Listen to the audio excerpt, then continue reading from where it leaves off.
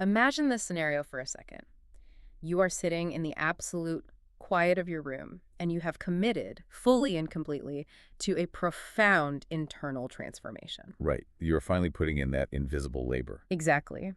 You are meditating, visualizing, just actively attempting to shift your baseline mindset to this state of absolute abundance or peace or success. And you're really focusing. Yeah, and in that stillness, with your eyes closed and your breathing steady, you actually feel it happen. Oh, that moment is incredible. It is. You feel this palpable surge of internal power. It is not just, a passing thought.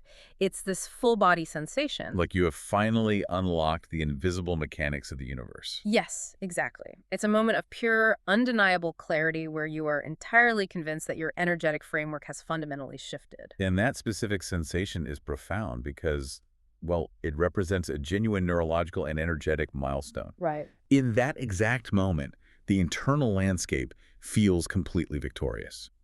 I mean, the rigid boundaries of what you previously believed were possible just seem to dissolve into nothingness. They completely vanish. Yeah, you experience this overwhelming sense of alignment, like a resonance that vibrates through your entire nervous system. It's the feeling of raw potential before it has been constrained by physical limitations. It feels absolutely monumental. You sit there thinking, I did it. I finally cracked the code. But then reality hits. It always does. The inevitable happens. You open your eyes. You look around. Yeah, you look at your physical surroundings. You observe your circumstances, like the worn furniture in your living room, the exact same digits in your bank account, the lingering tensions in the relationships right around you. Everything. Absolutely everything looks exactly the same as it did before you closed your eyes.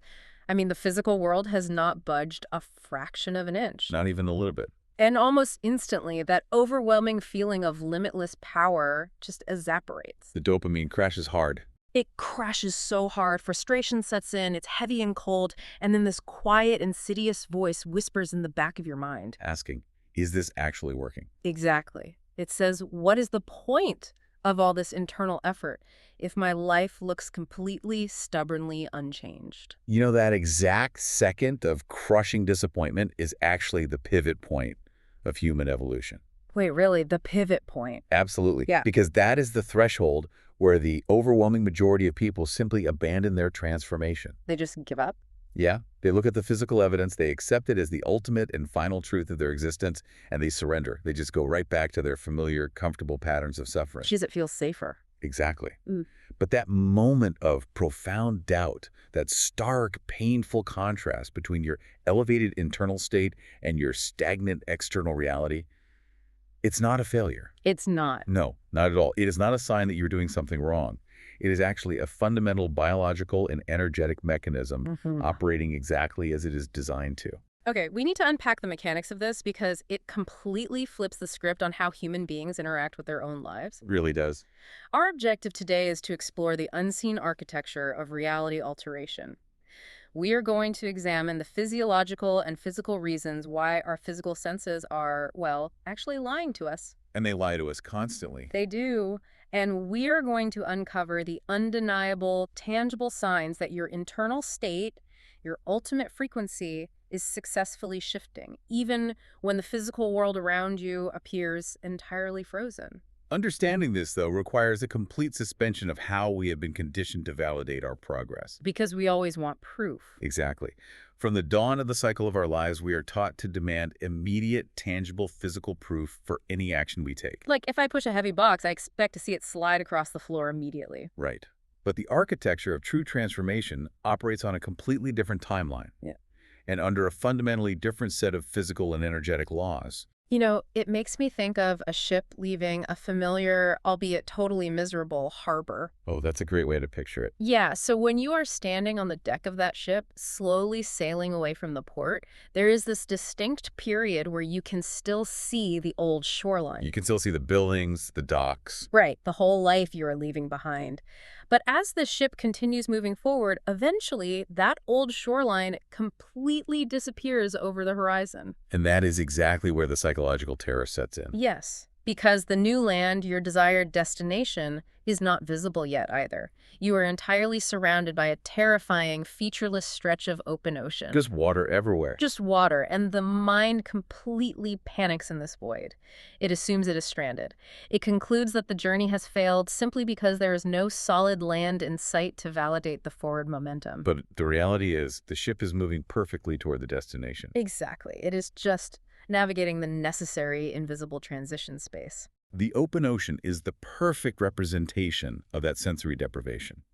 The mind panics because we place an entirely disproportionate amount of trust in what our eyes are currently processing. We really do. We use our vision as the ultimate judge and jury of reality. Which brings us to a foundational truth that causes immense cognitive dissonance.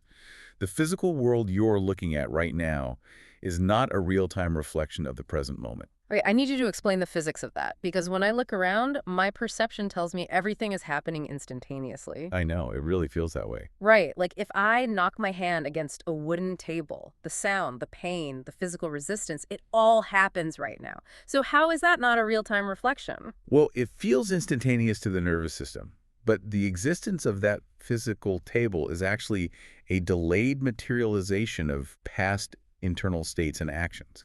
A delayed materialization. Yeah, we can conceptualize this through the transition of matter. Imagine invisible steam rising in the air. Okay, I'm picturing it. That gaseous, formless steam represents your internal thoughts, your focus, your energetic output.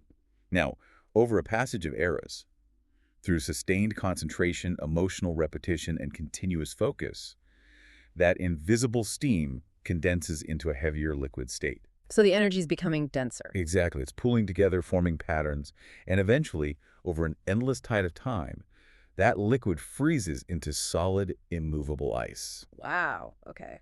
The physical matter you see around you, your current financial circumstances, the objects in your room, the specific dynamics of your life, is simply the frozen ice of who you used to be. The frozen ice of who you used to be. That is wild. It is the highly dense, delayed materialization of your past frequencies. So the environment I am perceiving with my eyes right now is essentially just an echo. Yes, exactly an echo. It is the compounded, solidified energy of the habits, the fears, and the mindset I held in the distant past. You've got it. Thoughts and energies require an incubation period to compound into physical density. Right, they don't just appear out of nowhere. Exactly. So when you open your eyes after that profound meditation and observe that your bank account hasn't multiplied and your problems haven't vanished, you are literally staring at the frozen ice of yesterday. And getting mad at it. Right. The fundamental error is expecting physical matter, which is incredibly dense and slow-moving, to instantly melt and reform simply because you changed the invisible gaseous steam of your thoughts a few moments ago. I mean, the mechanics of our perception make this even more complicated. There is a literal biological deception happening within our optical system, isn't there? Oh, a massive one. Because we rely on our eyes as the absolute arbiters of truth, but human eyes only perceive a mere fragment of what is actually occurring in the space around us. The biological limitations are staggering when you analyze them objectively. Tell me about it. The only reason we perceive anything in this physical realm is due to light refraction. Photons bounce off surfaces and enter the pupil, hitting the retina at the back of the eye. Right, basic biology. But the retina just translates those photons into electrical impulses. The eyes themselves do not actually see anything. They're just lenses. They are completely dark, biological cameras merely capturing raw data. They funnel these electrical signals through the optic nerve into the visual cortex at the back of the brain. And the brain is just sitting in absolute darkness inside the skull. Exactly.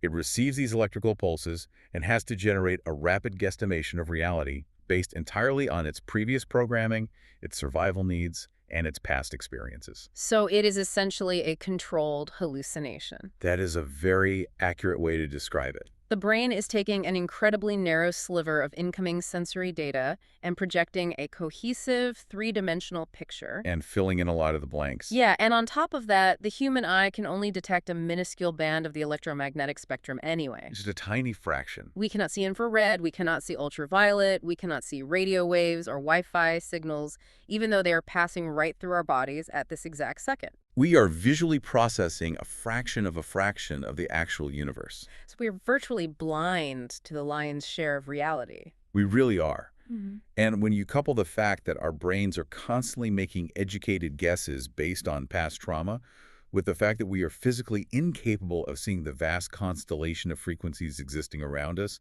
the magnitude of the visual deception becomes clear. It's huge. This deep-seated emotional dependence we have built upon our eyes, this absolute cultural demand to see it, to believe it, is the exact mechanism that binds us to our past circumstances. Because we're waiting for the eyes to confirm it. Right. As long as you require your eyes to validate your progress, your reality will successfully keep you a slave to its current frozen conditions. Okay, so if we cannot trust the visual data our brains are feeding us, and our physical reality is just a slow-moving glacier of past energy, how do we systematically create change? Well, it requires a radical structural redefinition of reality shifting. Okay, how so? The conventional mainstream understanding is that you perform internal work, like visualization or positive thinking, Yeah. in order to force the external world to change. Right, like a transaction, I do this, so I get that. Exactly. It is a transactional approach. Yeah. But true manifestation operates on a completely inverted model. Inverted. Yes, true transformation is internally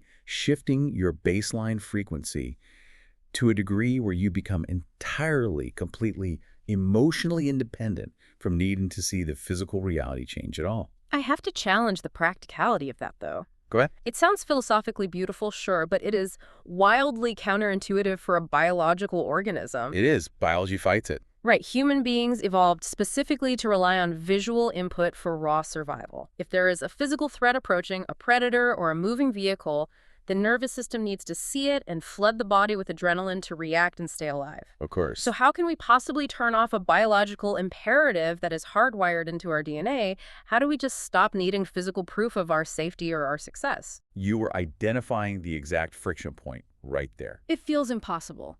The survival mechanism is brilliant for keeping a biological organism breathing, but it is the exact same mechanism that keeps an individual trapped in a perpetual state of psychological survival. Ah, so it's a double-edged sword. It is a closed loop.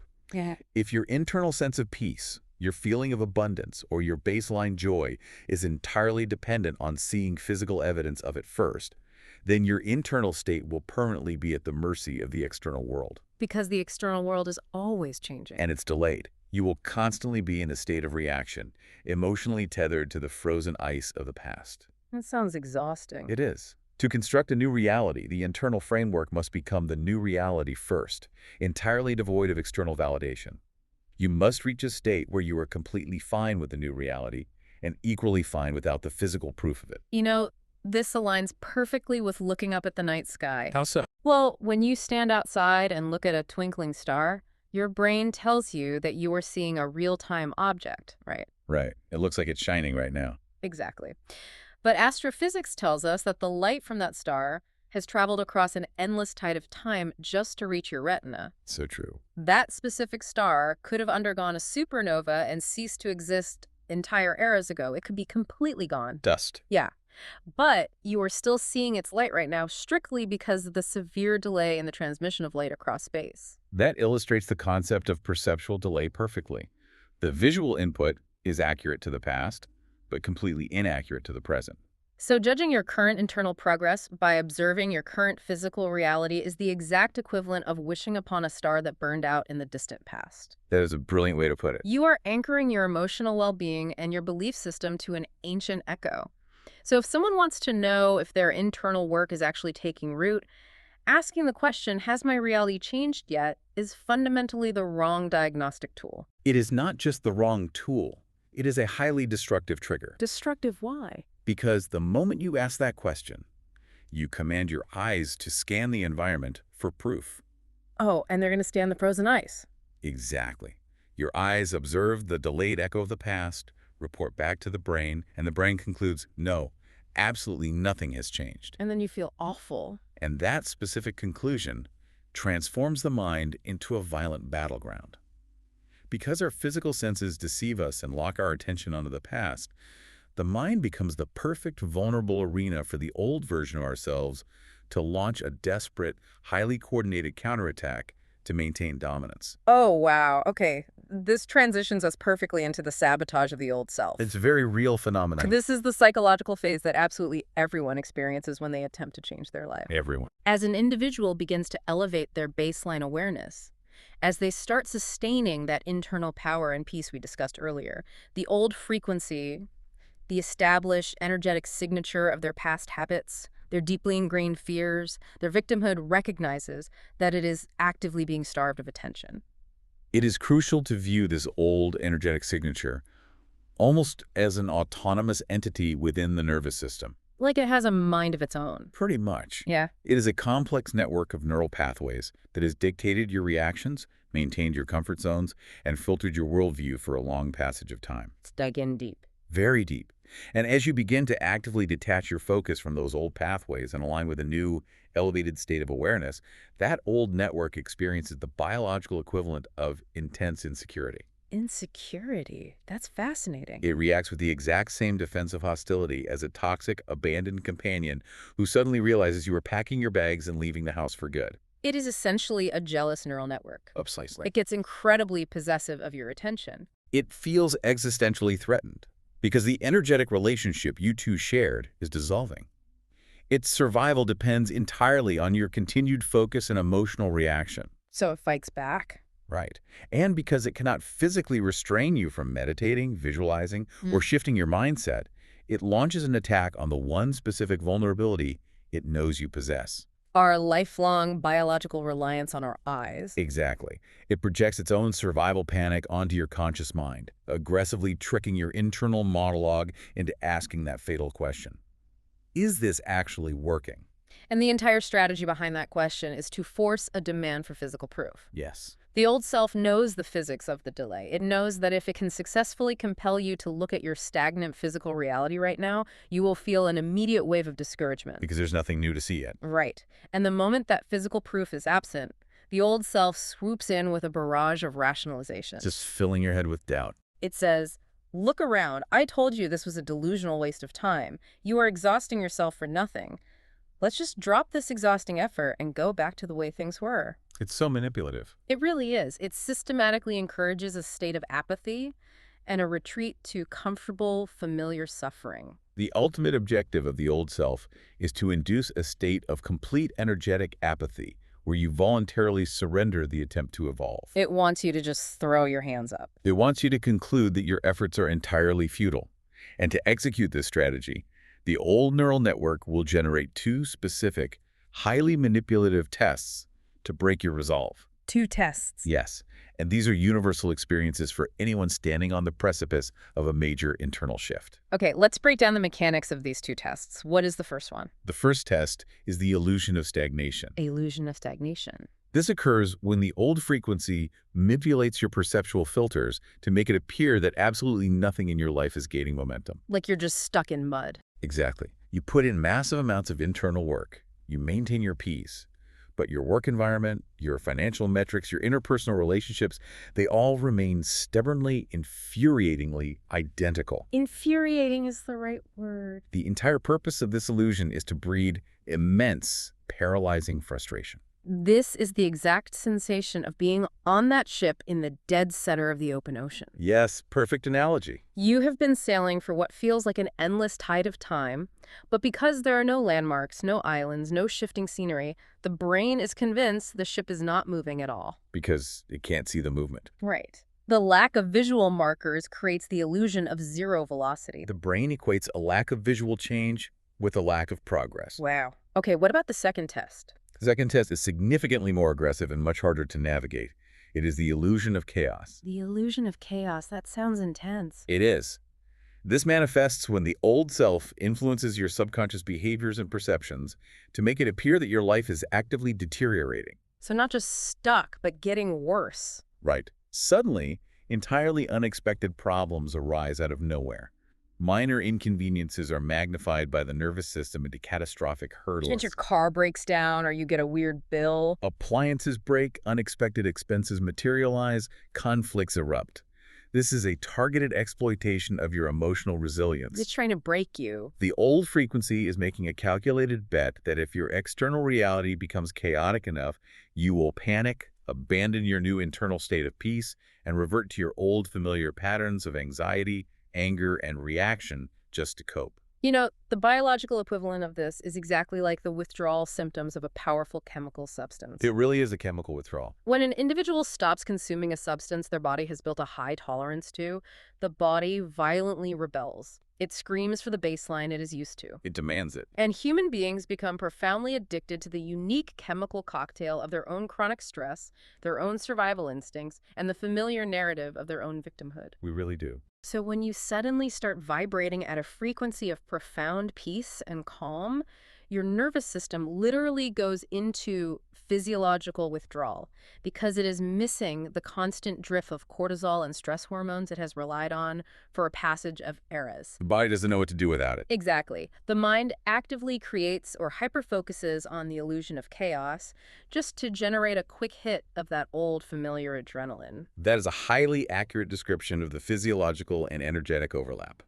The old frequency is biologically craving its quick fix of chemical familiarity. Sees a little hit of stress. Yeah, and because energy compounds and becomes highly solidified over time, detaching from that frozen, solidified reality requires weatherproofing your mind against those intense psychological and physiological withdrawal symptoms. But this introduces a massive gray area that I think a lot of people struggle with. Which is, Well, if an individual is actively trying to change their life and suddenly everything feels stagnant, or even worse, their entire life starts falling apart at the seams, how do they differentiate between genuine, necessary intuition telling them they are making terrible decisions and their old self's manipulative gaslighting? that is a very fair question. Like, how does someone know if they're actually driving their life off a cliff, or if they're merely experiencing the illusion of chaos during a successful energetic withdrawal? That is the essential defining challenge of the entire process. Because it feels exactly the same. It does.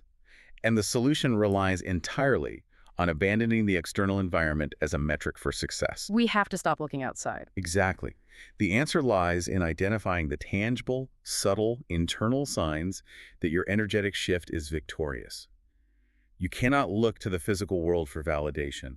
You must rigorously examine how your internal awareness is interfacing with the world. Okay, that makes sense. Frequency, when stripped of its mystique, is simply a measurement of awareness.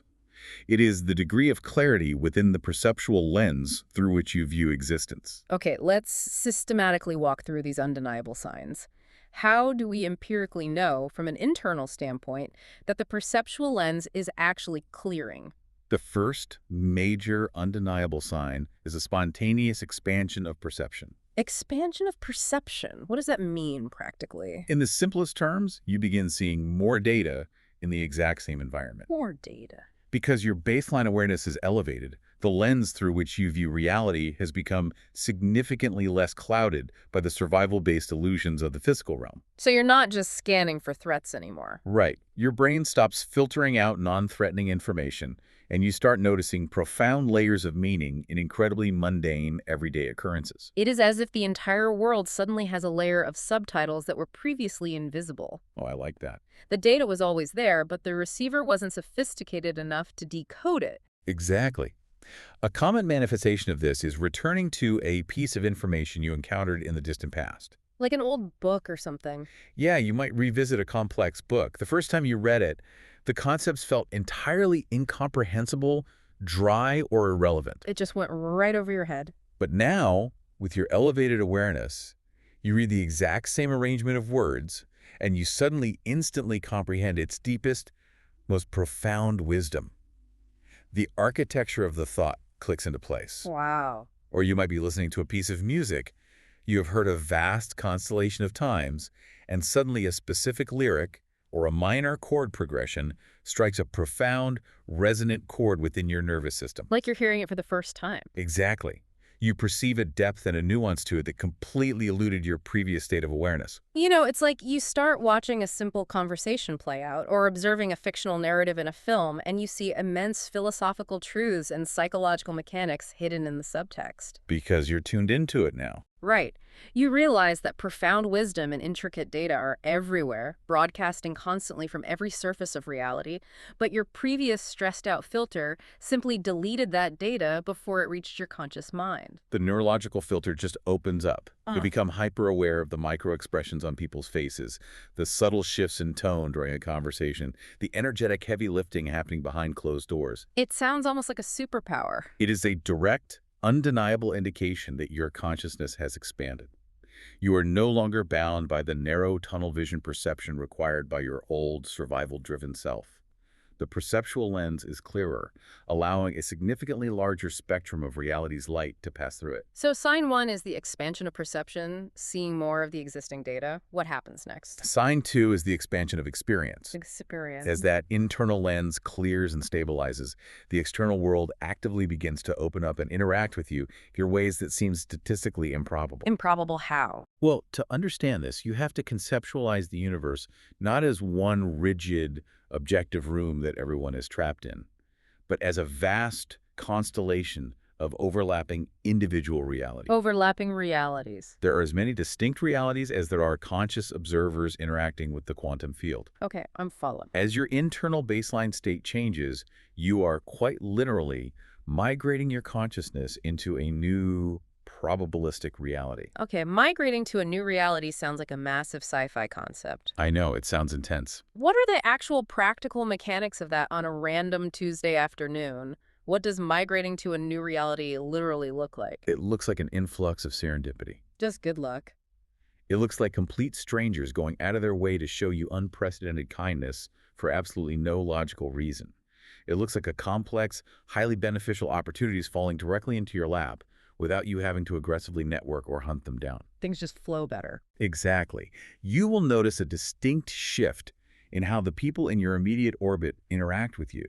They treat you with more inherent respect, more unprompted warmth, and more fluid cooperation. They just respond to you differently. The physical environment around you begins to systematically mold itself to match the new internal frequency you are broadcasting.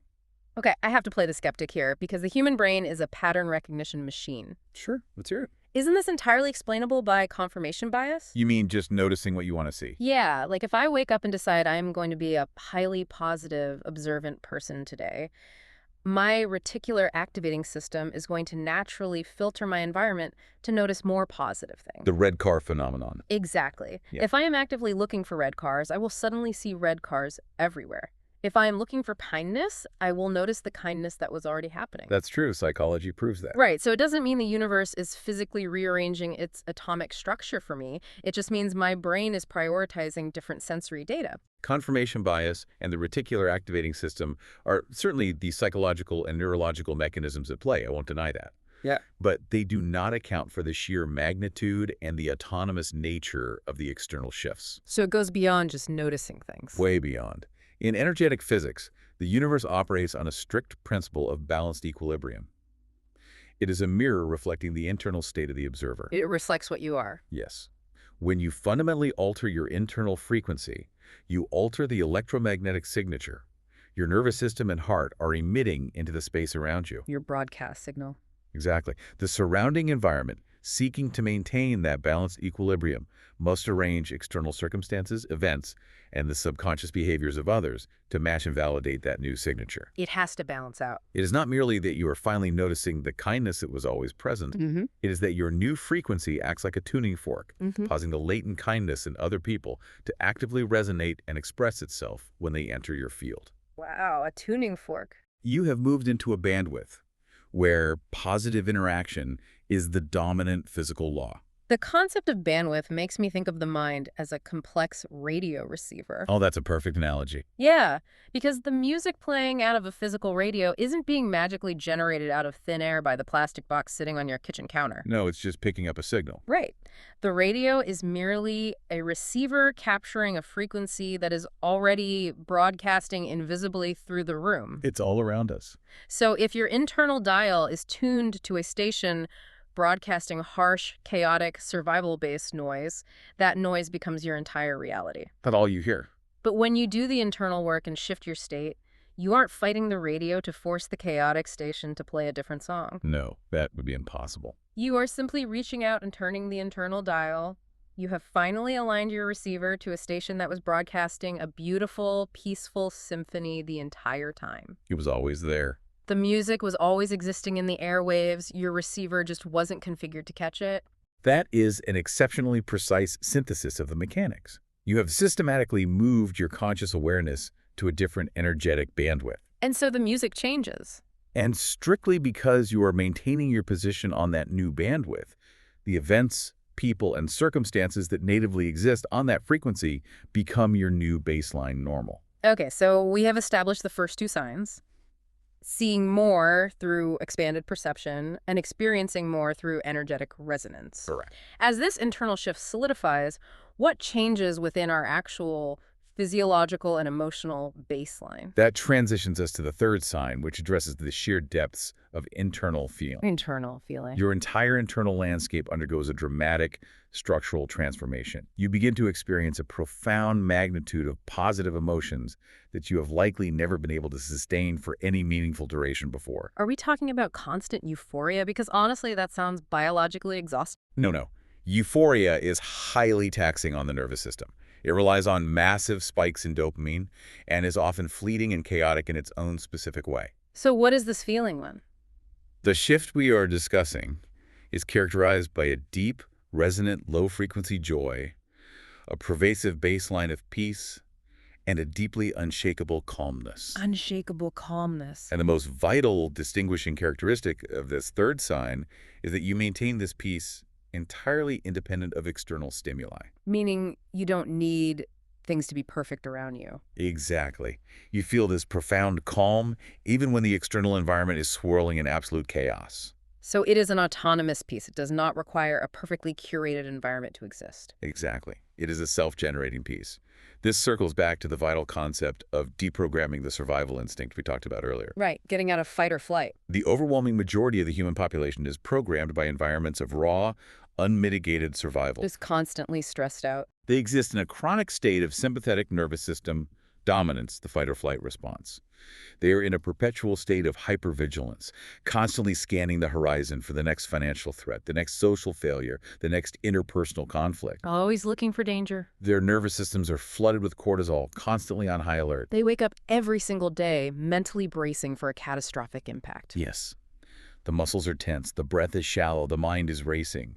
The true, undeniable internal shift occurs when the mind and body achieve a state of profound internal stillness. You just let it all go. You drop out of the fight or flight response. You're no longer bracing for an impact that hasn't happened. That sounds amazing. You stop actively seeking out potential threats to validate your subconscious anxiety. You experience a magnitude of physical and mental relaxation that feels entirely foreign, strictly because you are no longer generating the frequency of survival. That level of autonomous peace sounds incredibly liberating. But realistically, living in modern society, that peace is going to be tested constantly by the friction of the real world. Oh, it will absolutely be tested. Which brings us to the fourth and perhaps most difficult sign. Indeed. The ultimate stress test of this new energetic architecture, and the fourth undeniable sign that your baseline frequency has permanently changed, is observed in how you react to external provocation. How we react when things go wrong. You begin reacting to the friction of reality with a completely different mechanical response. External events that would have previously caused severe emotional dysregulation, an unexpected financial penalty arriving in the mail, a highly aggressive insult from a peer, a sudden, unexpected failure in a major project Belmodia, they simply bounce off your consciousness. Like Teflon. They no longer possess the capability to hold any power over your internal state. It is as if the events completely lose their emotional sting. The old survival-based version of you would have immediately spiraled into a vortex of anxiety, defensive rage, or deep depression. But the newly shifted version of you simply observes the event as neutral data. Precisely. You no longer grant the external frozen world the authority to dictate your internal equilibrium. You take your power back. And mastering this non-reaction is absolutely vital because it leverages a critical, universal principle of physics and consciousness. Which is? Attention is the mechanism of alignment. Attention is alignment. We need to dissect the mechanics of that phrase completely. The universe, or the quantum field, is entirely neutral. It does not possess a moral compass, and it does not judge the validity of your desires. It doesn't care if it's good or bad. Exactly. It simply responds to the density of your focus. Attention is the ultimate energetic currency. The currency we spend to create reality. The precise moment you react emotionally to a negative external event, when you get angry, when you panic, when you obsess over it, you are taking your highly concentrated energetic currency and pouring it directly into that event. You're funding it. By doing so, you perfectly align your internal frequency with the frequency of that chaos, essentially commanding the surrounding quantum field to generate more of those exact same circumstances to match the emotional density you are currently broadcasting. So practically speaking, if I receive a frustrating email and I completely lose my temper, I yell, I pace around the room, I text 3 different people to complain about how awful the situation is, I am essentially utilizing my nervous system as a broadcast tower. You are sending out a massive signal. Sending a massive signal that says, I am perfectly aligned with the frequency of frustration. Please provide more obstacles to maintain this state. That is the exact mechanical translation of that reaction. You are forcefully demonstrating to the universal equilibrium that chaos is your preferred home base. Even though I hate it. Right, but your attention is saying you want it. Consequently, the environment will seamlessly provide more conditions, more difficult people, and more stressful events to validate and sustain that highly charged state of frustration. It gives you what you're focused on. However, when you alter the mechanical response, when you remain perfectly calm, observant, and emotionally detached in the face of direct provocation, you instantly break that specific energetic loop. You just stop funding it. You are loudly stating through your vibration, this external event does not dictate my frequency. And strictly because you refuse to pour the currency of your attention into it, the event loses its energetic momentum and rapidly dissolves from your reality. This brings the entire concept back to the ship analogy, but we can expand it to a ship caught in a violent storm. Oh, let's explore that. So if you are navigating a massive tempest in the middle of the ocean, the sheer magnitude of the waves crashing against the exterior hull is terrifying. It's chaotic. The wind is howling, the water is churning, but as long as the structural integrity of the hull remains intact, as long as the chaotic water remains strictly on the outside of the vessel, the ship will stay afloat. The storm can't sink it. The existential danger only occurs when the storm breaches the hull and the water gets inside. If the environment inside the ship remains calm, dry, and sealed off from the chaos, the ship will inevitably reach its destination, regardless of how violently the external tempest rages. That captures the dynamic perfectly. Your internal state of awareness is the protected environment inside the hull. Right. The external provocations, the bills, the insults, the delays, those are the waves of the storm. They can crash against you all they want, but they only sink you if you let the water inside through an emotional reaction. I want to pause and challenge the listener right now to analyze their own hull. That's a great exercise. Think back over the past few days. What was the last specific external event that attempted to trigger your survival response? There's always something. Was it a dangerously reckless driver cutting you off? Was it a passive-aggressive comment from a family member? A sudden, terrifying dip in your finances? Analyze the data. How did your nervous system react in that exact second? Did you let the water in? Most people do. And more importantly, how would this new, elevated, emotionally independent version of you respond to that exact same stimulus? If you can keep the waters inside your ship perfectly calm, the external storm completely loses its lethality. Recognizing that these 4 signs are actively present in your daily life.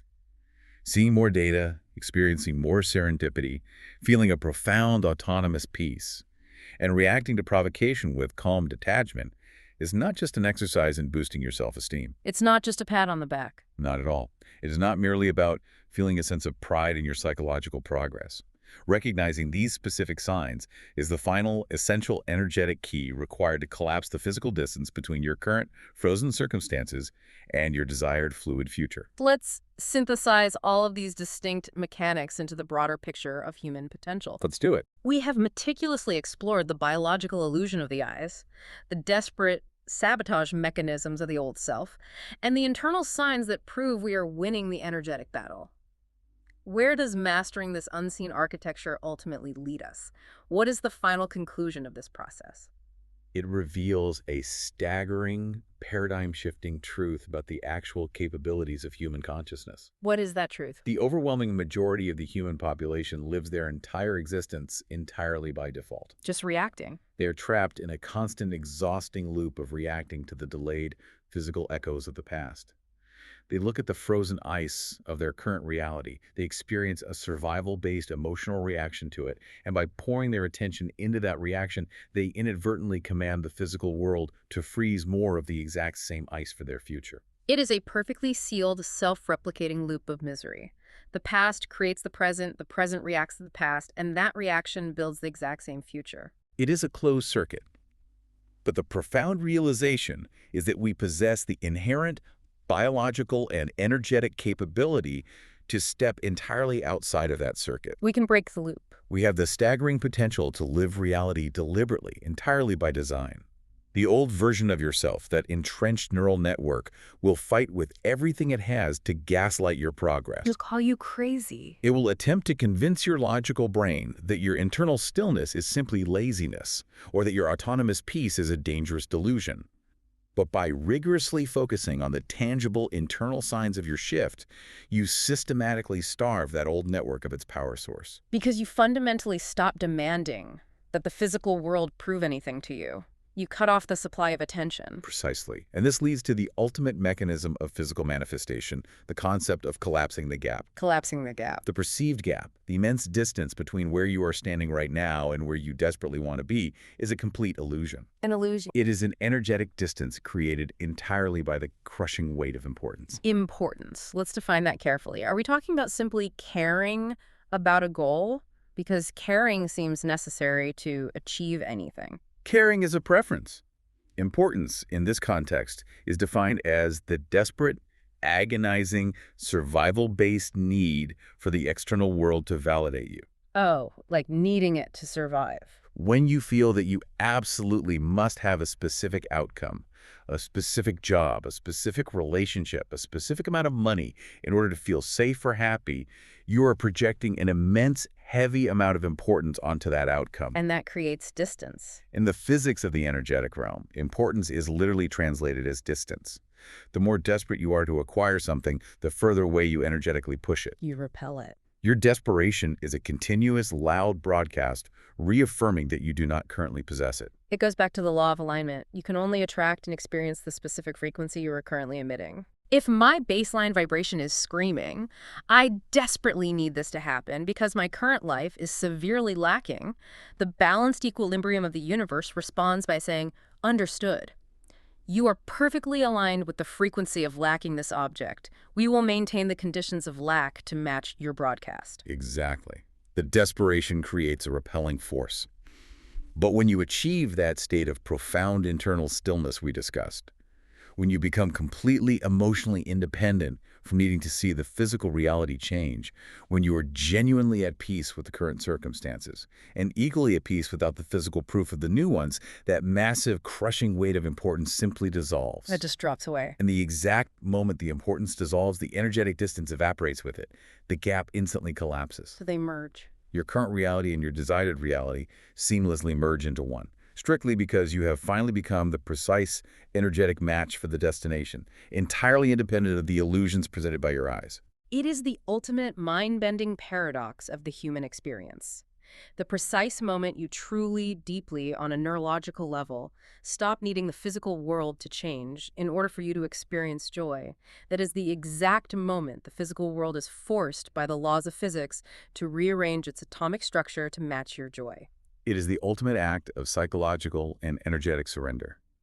It requires trusting the invisible, gaseous steam of your new awareness over the dense, frozen ice of your past. We have systematically unpacked the biological deception of our visual perception, the chemical and psychological withdrawal of the old self, the undeniable internal signs of expanded awareness, and the mechanical collapse of the gap between the present and the future. It's a completely new way to live. Understanding this invisible architecture completely reorients what it means to sit quietly in a room, open your eyes, and stare at a physical life that appears entirely unchanged. It transforms what used to be a moment of crushing doubt into a moment of supreme, unshakable confidence. Because you know the truth now. Because you now understand the mechanics of the delay. You understand the density of matter. with absolute certainty that the frozen ice of your past is actively melting under the heat of your new frequency, even if you cannot see the liquid water beginning to flow just yet. I want to leave you, the listener, with a final lingering thought to explore as you navigate the friction of your own physical environment today. It's something to really sit with. We discuss the profound reality of looking up at the night sky, realizing that the brilliant light of a star is nothing more than an ancient, delayed echo of an object that might have burned out an endless tide of time ago. Right. If the physical reality you are looking at right now, the immediate struggles, the perceived stagnation, the heavy circumstances, if absolutely all of that is nothing more than the frozen, delayed echo of the person you used to be, what magnificent, complex, and entirely invisible architecture are you actively building in the unseen world at this exact second, simply by choosing to remain completely at peace?